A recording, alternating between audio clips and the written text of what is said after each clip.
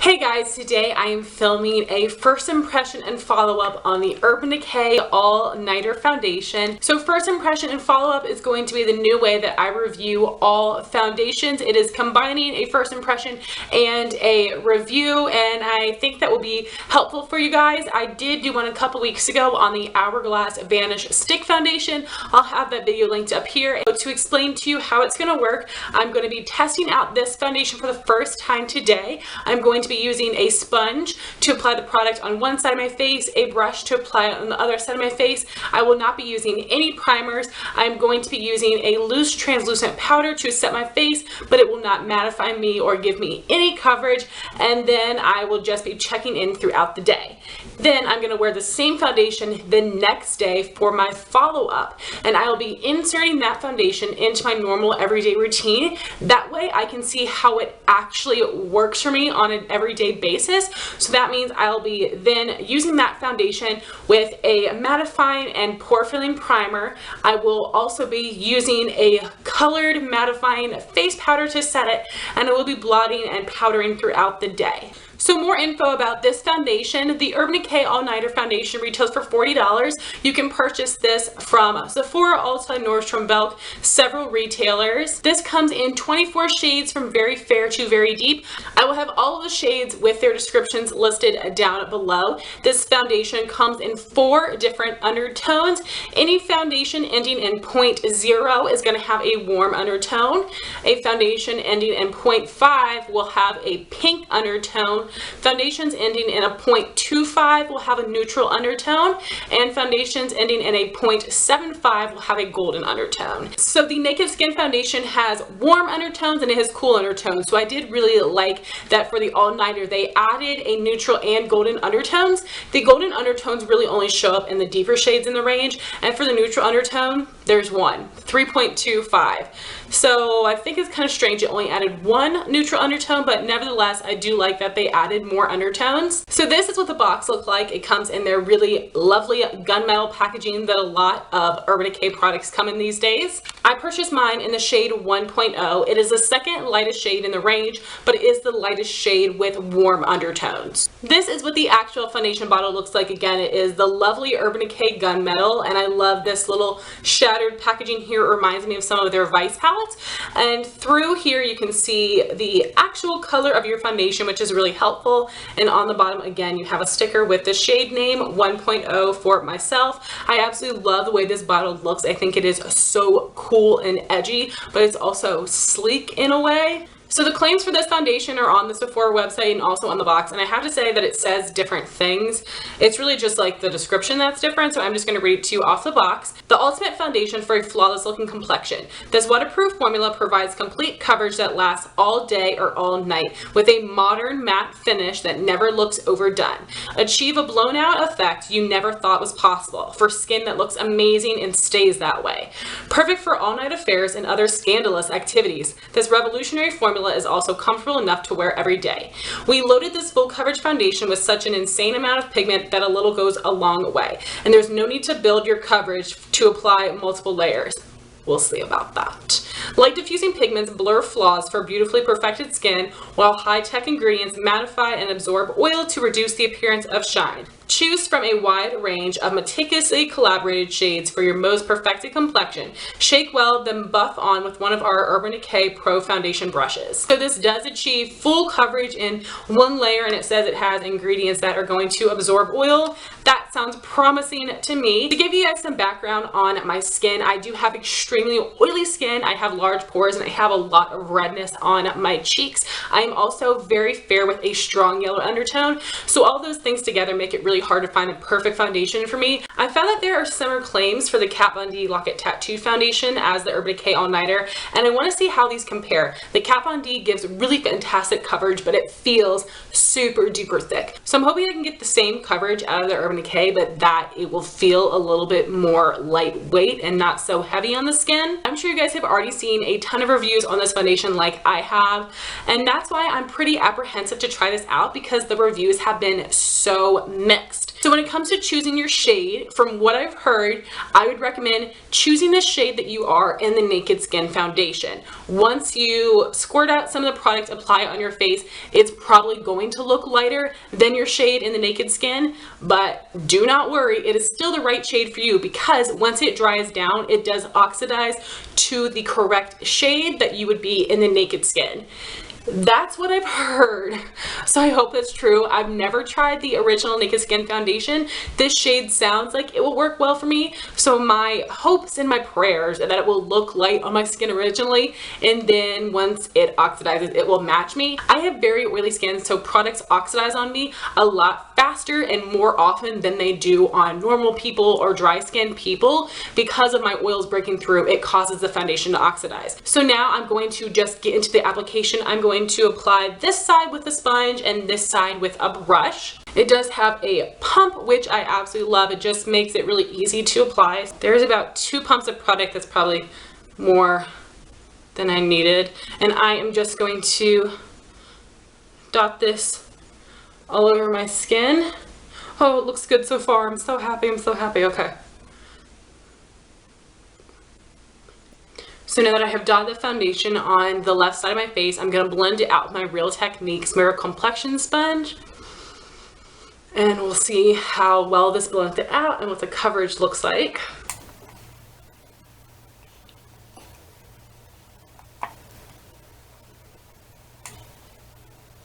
So it's blending out really quickly with the sponge, which I love. So here is one side of my face with one layer of foundation. It did cover up my redness pretty well, and it did even out my skin tone, but in the summer my freckles really come out, and I can definitely still see them coming through, which I don't mind. As long as it covers my redness, I'm totally okay with my freckles coming through. I'm just going to take what I have left on my finger and apply it to this side of my face. And I'll be blending that out with the Beauty Junkies Flat Top Kabuki brush and just pressing this into the skin. And just right there you can see that gave such great coverage. And I am really breaking out right now, so if this can cover that, that would be amazing.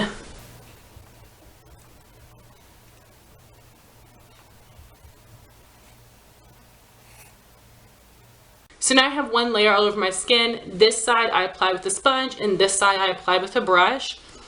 Coverage looks the same to me. So while this is a thick texture, it doesn't feel too heavy, and this is a little bit thinner of a texture than the Kat Von D. So I am just going to apply a bit more on my cheeks. So again, I'm going to blend out with the sponge on this side.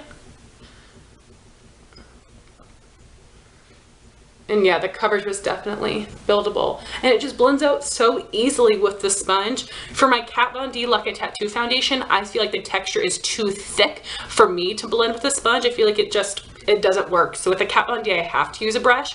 But with this one, it is definitely working with the sponge, which I'm really happy about. And then now to just blend out with my brush. So yes, that was also buildable with a brush, and it blended out so easily for being a thick foundation. So I'm super happy about that. So far, it is blending out with a sponge and a brush a lot easier than the Kat Von D Lock-It Tattoo foundation. So here is what one layer all over my face and a second layer on my cheeks looks like. I'm going to be applying Boo Boo Cover Up Concealer under my eye just to help counteract the darkness. And I'm going to be setting my face with a large fluffy brush and the RCMA No Color Powder that is not going to mattify me, give me any coverage, or give me any color. I just want to make sure that my skin is completely set. It is 9 a.m. right now, and I will be checking back with you in a couple hours to see how this is wearing and to see if it oxidizes. Fingers crossed. Hey guys, I'm back for my first check-in. It is 1 p.m. so I've been wearing this foundation for 4 hours. The first thing I want to talk about is, did this oxidize? So I felt that when I originally applied the foundation, it looked like a perfect match, and right before filming this update, I got right in front of the window with my mirror very close to my face to really look and see if my face looks darker than my neck. I feel like maybe it did oxidize by like a fourth of a shade. My face looks a little bit darker than my neck, but I honestly don't think it's that noticeable. I think it's because I was staring so hard, so close in a mirror, but I'll definitely be able to give you more information on that in my next update, because foundations tend to oxidize once your oils mix with them. And that leads me to my next point, my oily skin. After probably 2 or 3 hours, I was very, very oily on the sides of my nose. This is the oiliest area of my face, which is why I always use a oil control primer, and I use a lot of mattifying powder on my nose because it gets super oily. I am also oily on my chin and in the center of my forehead. I feel like I'm noticeably oily. At this time, I would usually blot and powder. I'm not going to do that now. I'm going to wait till my next update, but it isn't breaking down the foundation, but I can definitely see it. I cannot feel this foundation on my skin except for around my nose because it is so oily. I can feel the foundation there. It feels a little heavy and I just kind of want to rub it off, but that totally has to do with the very, very oily area of my face. When I get very close up in the mirror, I am able to see my pores, but I usually use a pore filling primer. I feel like if I was to use that, I would have no problems. It doesn't emphasize them terribly, but I do see them a little bit. One of my favorite parts of this foundation is what it did for my forehead wrinkles. I have pretty deep forehead wrinkles and I don't use any line filling, line reducing skincare. I probably should, but I don't. If you guys watched my Hourglass Vanish Stick Foundation first impression, it settled terribly. The Kat Von D Lock It Tattoo Foundation settles terribly, really emphasizes my forehead wrinkles. This foundation did not at all. I can definitely still see them. It's settled a tiny bit, but that's going to happen with any foundation. I thought because this foundation had so much coverage that it was guaranteed to really, really settle and draw attention to my forehead wrinkles, but it didn't. So for my first update after 4 hours, I think it is pretty good. I do wish that it controlled my oil a bit better. I was expecting a little bit more, but I do get very oily around this time with all foundations, so I'm not too disappointed.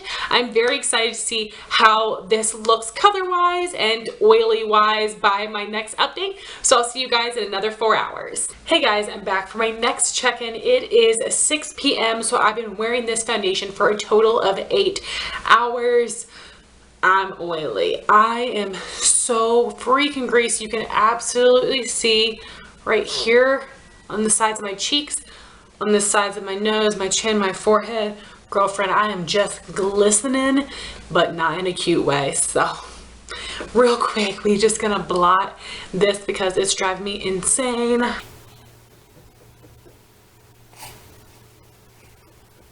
So there is a little bit of transfer, but honestly that happens just about every time I blot my foundation with a piece of toilet paper, but it doesn't look like it rubbed away or removed any product. As far as the oxidizing, what do you guys think? I do not think it oxidized any more within this past 4 hours, which is amazing because I did get increasingly more oily and it did not oxidize anymore.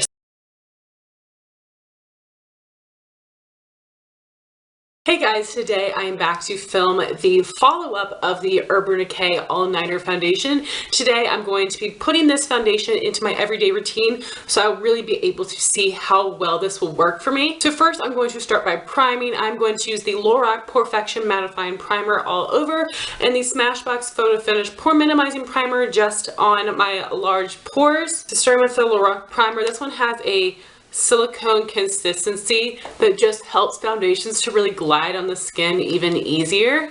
And then taking the Smashbox primer for my pores, so I just like to press it into my skin and then smooth it over towards the outside of my face. I'm also going to be applying a little bit of the Smashbox primer into the wrinkles on my forehead to see if that can help with the product settling a bit. So now for the foundation, yesterday I applied it with a brush and a sponge. I like them both equally, so today I think I'm going to be applying it with a brush and I'm just going to go over top with a sponge to make sure everything is blended out really nicely. So I'm just going to dot this on to my face, just a little bit at a time. So now taking the Beauty Junkies flat kabuki brush and I am just going to blend this out. I didn't have any trouble blending this yesterday, but with that primer underneath it is making this blend and glide a little bit easier. So this side of my face has one layer of foundation. This side has no foundation. So I'm going to apply some on this side.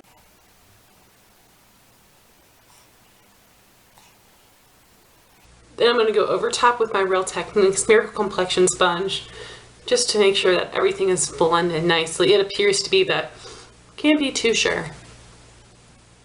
I feel like one layer is a solid medium coverage, so I am going to apply a second layer just on my cheeks where my redness is still showing through. And then just blending that out with my brush.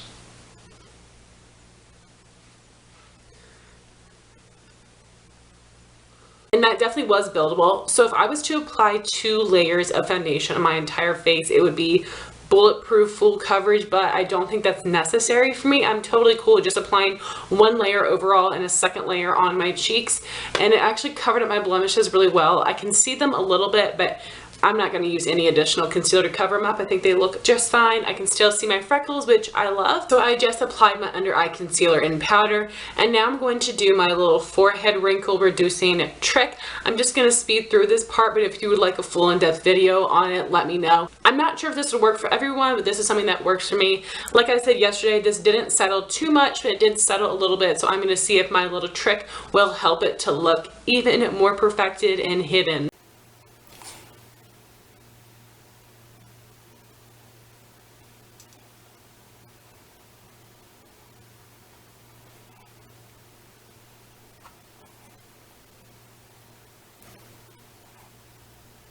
So lastly, I'm just going to set my face with powder. I'm going to be using the Maybelline Fit Me Matte and Poreless Powder in the shade 100 Translucent, which is not a translucent shade. It's actually very fair with a yellow undertone. And I'm going to be applying it with the Real Techniques powder brush to just give a light dusting of powder to make sure that my foundation is set.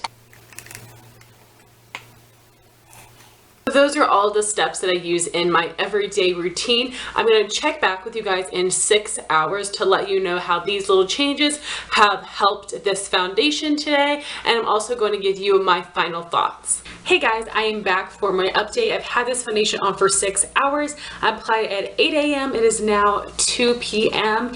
and I'm really happy to say that it has held up a lot better today than it did yesterday. So around the 5-hour mark, I did blot with a piece of toilet paper, and then I went over my face with a light dusting of my Rimmel Stay Matte Powder in Translucent. I find for me that it is better for me to blot right away. If I blot and powder right away, then my makeup goes back to looking fresh, but if I wait too long, my oil has done too much damage to come back from. So that is why I went ahead and blotted, but honestly, I wasn't even that greasy. It was really just around my nose that I was feeling a bit greasy.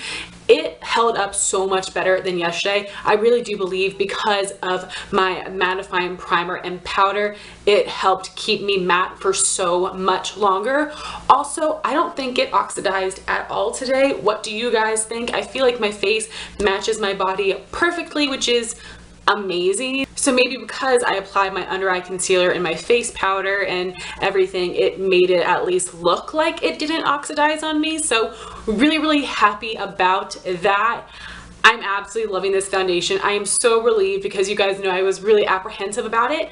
So I give this foundation 2 thumbs up. I absolutely love the coverage. With 1 layer, I am able to really even out my skin tone. I do a second layer right on my cheeks so that I am covering my redness, but my freckles are still able to show through, which I think helps make it look more natural. Also, I don't have to mix this. Every other foundation I own, I have to mix it to get my perfect shade, but I can totally wear just this by itself and it looks great. This also holds up pretty well against my oil. I am very impressed with this. So even though I just raved about this foundation, I'm not going to tell you guys to go out and buy it because there have been so many mixed reviews. I want you guys to go out and get a sample so you can try it out for a couple of days and see if it works for you. I know my friend Jean did not like it on her, but I really enjoy this. I'm definitely going to keep it and use it and love it. So I'm really pleased with this, and let me know your all's experience in a comment down below. Thank you guys so much for watching this video. Let me know if you like this new style of first impression and follow-ups. Please like, comment, and subscribe, and I will talk to you soon. Bye guys.